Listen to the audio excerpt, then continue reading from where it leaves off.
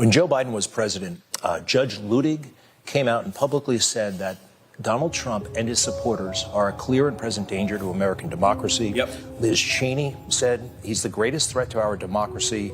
I mean, just crazy over the top stuff. Sure. My question to you, and I asked President Trump about this, they seem to be authorizing, quite frankly, morally and legally, something really awful to happen to President Trump and you.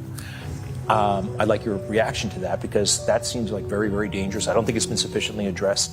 And is the deep state trying to sabotage this administration? Things that we can't see that you're probably privy to. I mean, it's a big government, and there's a lot of ways they can trip up your agenda. Well, when you talk about Michael Ludig or Liz Cheney calling Donald Trump a threat to democracy, he won a massive electoral mandate. And so it's always interesting to me, these people say that we're threats to democracy.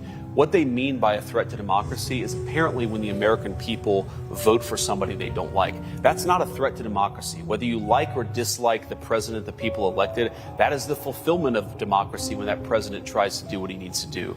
Now, there are some issues here, because I think the way that they talk about President Trump in particular, look, I think it actively encourages violence. And you've seen a rise of left-wing political violence. Of course, you had those two people murdered outside the Jewish embassy just last week. Of course, President Trump almost lost his life during the campaign back in June. So you see this escalating political rhetoric. And I think I'd say to Liz Cheney or Michael Ludig or any of these other crazy people, why don't you just pump the brakes and calm down? Because you're going to get somebody hurt. If you think that our policies are bad, argue on the policies. Try to persuade the American people to vote for somebody else the next time.